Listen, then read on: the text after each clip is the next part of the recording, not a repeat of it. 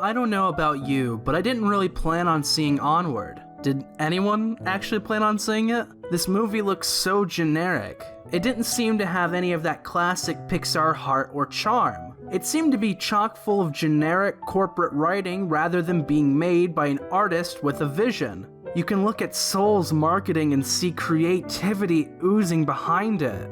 The concept is rich and it seems to have a poignant message behind it. I'm really excited for Soul, not gonna lie. Onward's trailers were abysmal to say the least. It looked like something DreamWorks would release for How to Train Your Minion 5. That might be a real title, I don't know. I have no clue what they make, to be honest. I haven't seen a DreamWorks film since Shrek 2. Onward's trailers made this film look like an over-the-top generic adventure film with little self-awareness. It seemed to be having the dad character being used simply as a device for the characters to have a fun adventure. It seemed to have no respect for the substance they could be attempting. I decided to give it a chance because I had been seeing favorable things being said by people I trust. I was still having a hard time setting aside my prior preconceptions about the film during the beginning of my watch. It only took 15 minutes for Onward to hit me with a metaphorical ton of emotional bricks. I was sold after that moment, and I then proceeded to love every minute of the 102-minute experience. Not once did the film ever lose me or question its directorial choices. This video is a love letter to Onward, and you'll find very little negative criticism in this video, but you will find spoilers all over the place.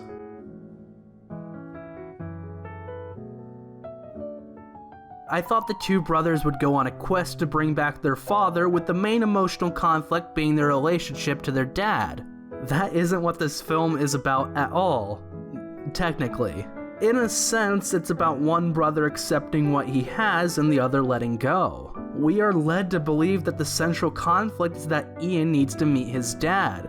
He needs his dad to help him become the man he must be. We as an audience realize the central theme just as Ian realizes it. We aren't waiting on him to figure this out.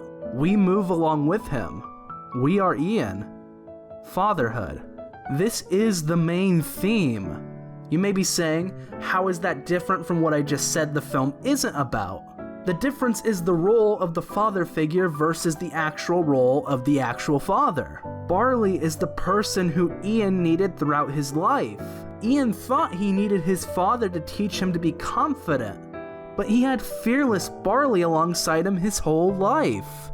They shared their lives together. You can even see foreshadowing of this when Barley is dancing with his dad, mimicking the father's top half. Barley is the father that Ian had all along. He is that goofy, confident man that Ian idolized about his dad, the dad that he never met. As the film goes along, we start to realize just how similar Barley and their father are, without any dialogue from the father to help.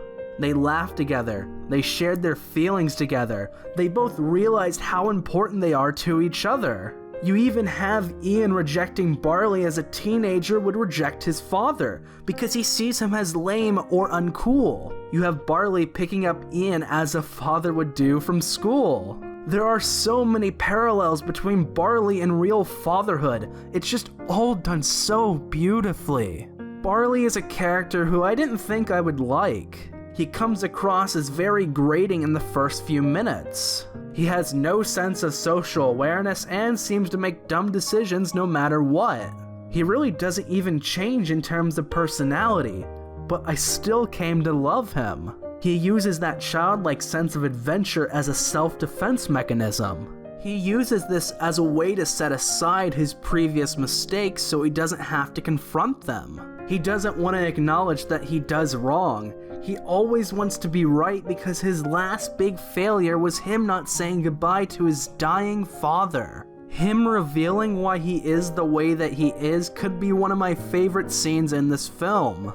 It's something I didn't expect from a Pixar film because Pixar has this knack to hit you from behind with emotional weight that you should be able to expect, but it gets me every time. But here, it works wonders. The scene where Barley meets his dad may be my favorite scene in all of Pixar outside of the last Remember Me from Coco. The beauty and creativity of this scene is absolutely genius.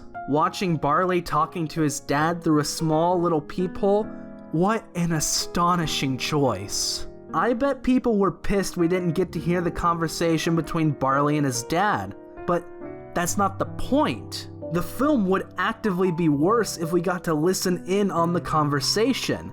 We are Ian.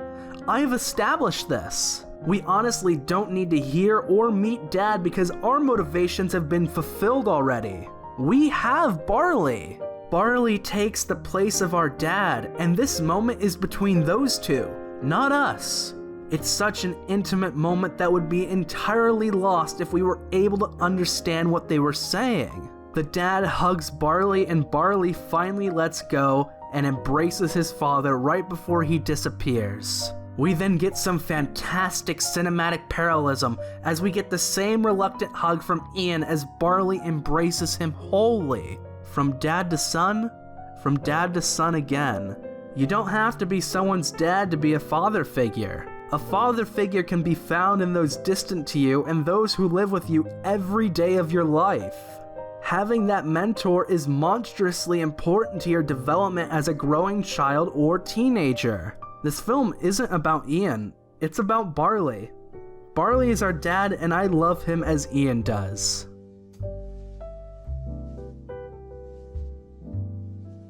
Nothing in this film is wasted. This isn't an exaggeration either. I've seen this film twice, and I found myself noticing new things on rewatch. I noticed new importance to phrases that I had missed during my first watch. Even with animated films that I love, like Hunchback, I'm not finding new things when I watch them for the 4th or 5th time. Everything that happens or is said always has an end in this film. Nothing is just introduced. Nothing is just implemented just because. Barley and Ian wrestling comes back at the end. The mom saying, "I'm a mighty warrior" in the beginning comes back at the end. The gelatin monster, oh, you better believe that comes back at the end. I could spend 20 minutes naming off each thing that has some relevance later on. I must say though, I think my favorite is the narration.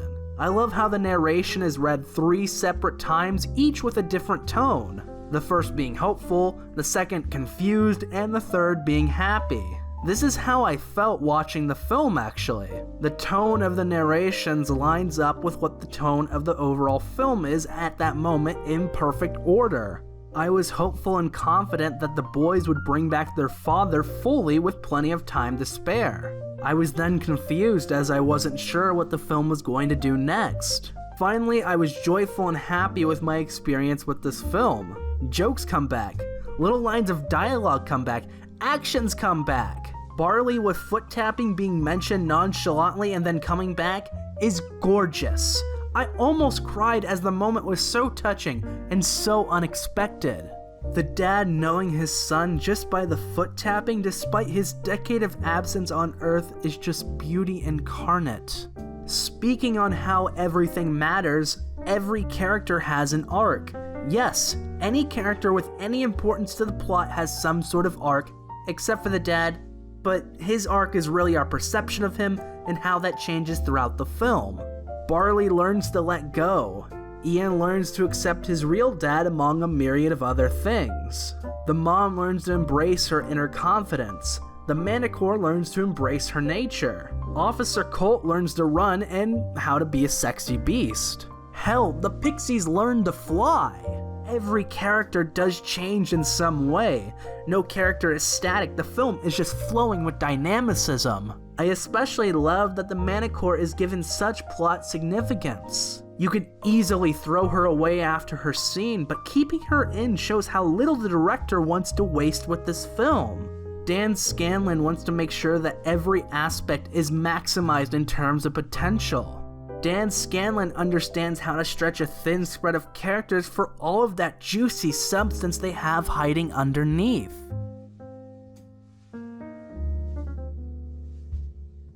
The direction of the film may be some of the best in any animated film. Dan Scanlon, the director of Monsters University and writer of Mater and the Ghostlight, did a masterful job here. This honestly shows what people can do when they aren't restricted to an existing IP and potentially given more creative freedom by the studio heads. You can see this happening with filmmakers like Rian Johnson, who released something like The Last Jedi, which has mixed reception and is tied to an existing IP.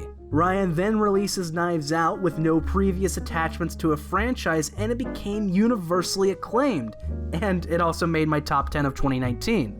Filmmakers need to be given freedom because then you get fantastic art like Onward. The direction of the plot is something that I absolutely adore. I loved all the subversion that was happening. You think the Manticore is going to be this fearsome warrior that they have to slay in order to get the stone, but she's just the owner of a medieval Applebee's. I know it doesn't say Applebee's, but that's what it reminded me of. Get off my back. The Pixies being a biker gang was a very funny subversion that I loved, and I think it adds a lot of great levity to the film. One of the subversions that won't get noticed by anyone but me, but I think is keenly important, is the pet dragon. In any other Pixar or Disney animated film, that pet dragon would have been taken along as a generic, annoying joke character. Mushu, Doug, that robot from Treasure Planet, these are all characters that are actively breaking the pacing of the film that they are in. The pet dragon is barely in this film, and I love that. It allows for more genuine moments and actually better comedy as a whole, because we aren't being distracted by a little monster. I love the subversion that we don't get to hear the conversation between Barley and his dad, and no, I won't shut up about this moment. I love it. Any other animated movie would have shown that, and I guarantee that. It makes everything much more intimate and real inside this magical and fictional world. I also love that Ian never meets his real dad.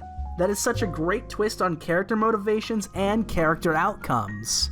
That might be the most ingenious choice of them all. You have a lot of other terrific subversions that don't need a dissertation on my part. For example, the Dragon of the Curse not being a real dragon is such an interesting twist and is supremely underrated. It shows the joy that the writers had while writing this film. It's such a fun idea. Speaking of fun,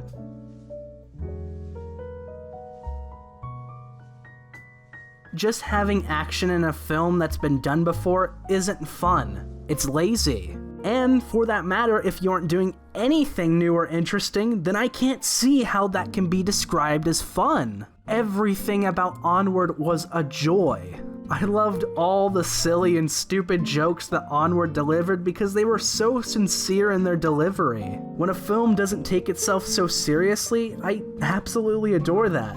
It understands what it is, and it has so much fun being what it is.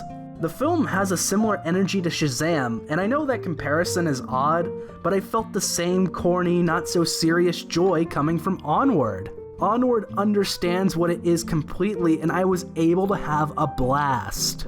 All of the action and spells made me giddy with excitement. It took a thing like a car chase, something we've seen 1,000 times, and made it so someone who's scared of driving is behind the wheel. The action is both fun and purposeful to the character development of Ian. You can have substance and joy in the same movie. They aren't mutually exclusive, even though there are some people that would try to argue like they are. The quest itself is done in a way that where I was invested and I was having fun at the exact same time. I absolutely love the tavern. It's such a unique idea, and it was a joy to look at. The mascot was so funny, and him seeing the torso-less body was just hysterical. The jokes in this film are just really snappy. The Shades joke may be one of my favorites in animation. It's hilarious and has no dialogue as the punchline. Hey, we can have nonverbal humor in animation without it being ridiculous. Who'd have thought? Oh, I can't even believe I almost forgot about the "no, we are running away from our mom's boyfriend" zinger. That had me cackling to the point where I had to rewind the scene. Even the spells are done in a way that you can tell that the writer loved creating them. Each spell is used in a unique way that you wouldn't expect from an animated film. You would guess that each spell would just work as planned, and the main conflict would be Ian getting it to work at last second. Often the challenge comes from Ian keeping the spell from changing something in a way he didn't intend, and I love that. The bridge spell, the shrink spell, and the disguise spell.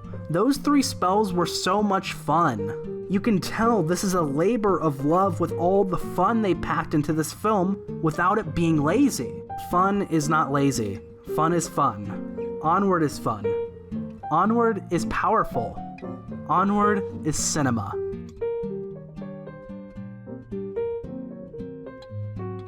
For those wanting a number rating on Onward, I'm not sure if I can really give one. If I wanted to be fair, I'd give it a 9 out of 10, maybe an 8, but honestly, I can ignore some issues due to its overwhelming commitment to being vulnerable with the audience. I can forgive the fact that Ian wrote 16th birthday on his calendar as if he forgets when his birthday is. I can also forgive the visual style, which isn't super unique, but I still think looks quite nice. I can forgive a myriad of small issues within a film if the director is delivering an emotional and poignant story with truth. Some films can be forgiven for small mistakes if they are executed well and executed with passion. It's why I'll talk about the logic issues of one film and not really discuss it when talking about Onward. Everything about Onward was lovely.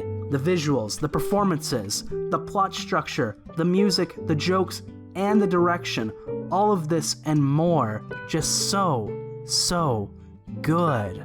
I could spend hours raving about Onward, but I won't. I know many others won't agree with me on Onward and won't see what I saw. This is okay. I just hope my video gave you a different perspective on the film as a whole. Make sure to support me on Patreon or through Fiverr, follow me on Instagram, Twitter, or join my Discord. Also, feel free to share this video with your friends and leave a like, please. Also, let me know if you enjoyed Onward. What were your thoughts on it? I'd really like to know. Have a great day, everyone. Make sure to check out one of the 2 videos that I've made in this little end card here. Subscribe, hit the bell, and farewell.